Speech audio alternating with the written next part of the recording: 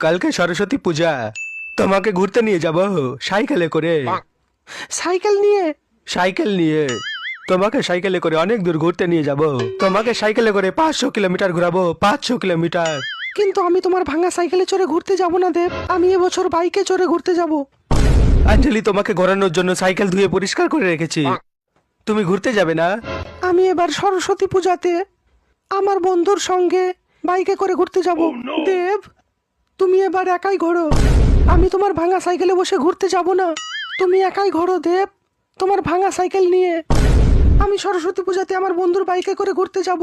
আঞ্জলি, তুমি আমার সাইকেলে ঘুরবে না, এটা হতে পারে না। আর তুমি অন্য কারো বাইকে বসে ঘুরবে, এটা আমি হতে দেব না। আমি তোমাকে সাইকেলে করেই ঘুরাবো।